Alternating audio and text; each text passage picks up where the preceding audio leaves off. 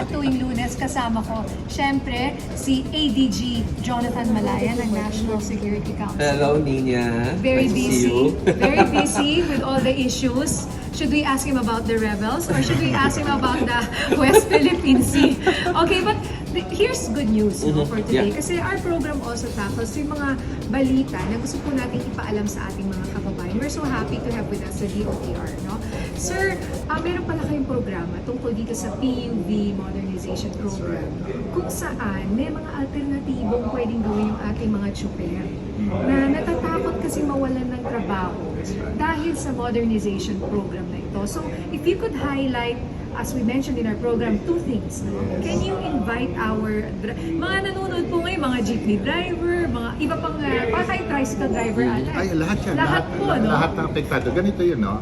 Doon sa mga hindi sasama sa modernization, for whatever reason, no? Okay. For whatever reason, pwede kayo mag-avail at pwede kayo sumama sa two programs ng Department of Labor at saka TESDA. Scholar, tuturuan ka, magti-training ka, ako nakalimutan ko sabihin, bibigyan ka ng allowance for 30 to 35 days para magkaroon ka ng chance na magkaroon ng ibang trabaho kung ayaw mo na maging jeepney driver operator. Sa DOLE naman, yun yung nahirapan ka magsabi kanina, entrepreneur. That's right. Sa DOLE naman, dito naman ay magkaka-orientation ka sa DOLE at pag-iisipan mo, ano bang negosyo mong papasukan? Gusto mong maging welder? Gusto mong maging yung sa e-load? Okay? Or mag-vulcanizing? Bibigyan ka ng DOLE ng at least 30,000 pesos para makapagsimula ng negosyo.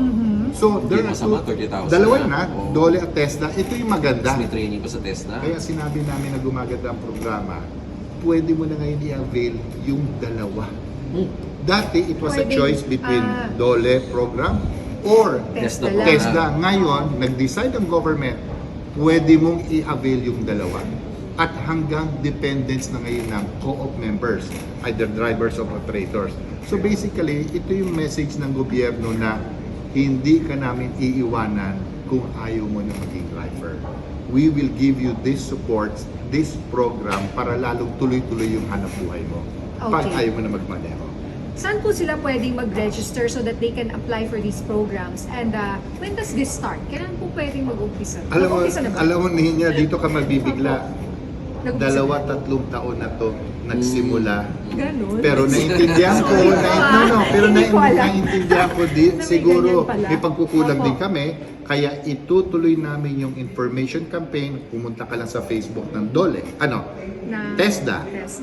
DOTR, sa amin, sa Office of Transportation Cooperatives. Pumunta ka lang sa Facebook na yon, makikita mo na yung mga choices, lalo sa TESDA DOLE, parang menu yan eh. Ano bang gusto kong programa? Ano bang gusto kong orientation na gagawin? So it's a choice on your part para makapagpili ka yung close to your heart. Pero ang maganda dito, suportado ka ng gobyerno. Para kumanda dyan, kailan yung kunin si Nina as consultant? Meron akong manager. Alam niyo Actually, ba? no, we would like, Kailangan nyo ng image model. I used to cover model. No. I covered the Celebrity transport endorser. sector, Ito all lang. the strikes and rallies. I Ito lang, covered that. 7 buwan na ako dito. Kaibigan ko yung mga piston. Hello pala. Nag-iisip talaga kami Opo. ng makakatulong. Kailangan niya ng... Bukang tapos na, meron na kayo! Bigla. Celebrity endorser. May bago kong trabaho. Hindi kasi kailangan, Chairman, na Yes. pumalat ito. Salamat. Kasi ang nakikita Salamat. natin sa balita na walang sumasama, na hindi maganda yung programa, yun pala, only 30% is left na hindi Yes, sumasama. Ilang yes. libo yan buong Pilipinas. That's right. Majority talaga Sumama na sa That's right. modernization. Alam mo, to jumpstart or lalong bumulusok yung ating programa, October 23, 50th anniversary ng Transportation Cooperatives. Mukhang alam ko na sino ang one of our guests. Yeah, October alam 20, nila. ano natin Monday, gagawin ko sa San Jose del Monte and I think Transpo leaders, drivers, operators, makikita natin siya.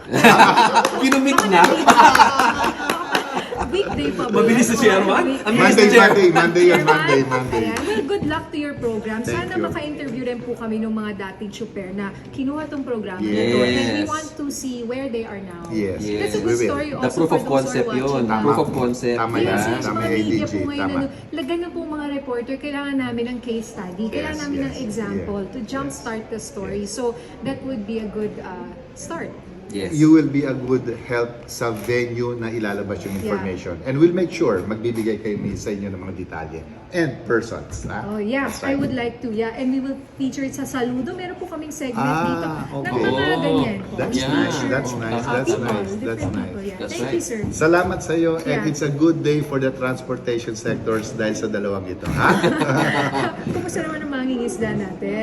Talaga ayaw mo ko iwanan ha? Isang tanong lang. Yes. Kasi di ba ngayon, naglagay ng barrier dyan sa may Bajo Bajo de de Masinloc, Masinloc. more popularly known Panatag as Shoal. the Panatag Shoal. So, ang tanong kasi ng marami, pwede ba natin tanggalin yan para naman makapangisda yung ating pong mga fishermen?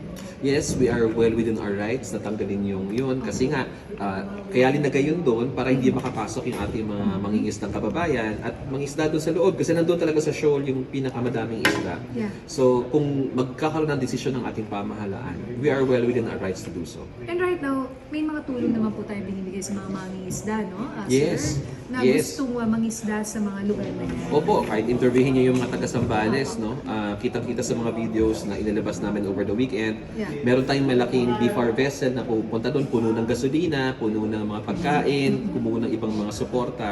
At gaya ng Office of Transportation Cooperatives, nagbibigay po tayo ng tulong sa ating mga ngisda. So kung mag-alala, ang ating mga mangingisdang kababayan, hindi po sila pinababayaan ng DA at ng BFAR. Ayan, maraming salamat po. Nako, ADG Malaya and of Thank you, course Nina. Sir Ortega Thank ng you very much. DOTR. Salamat sa Thank inyo. you, sir.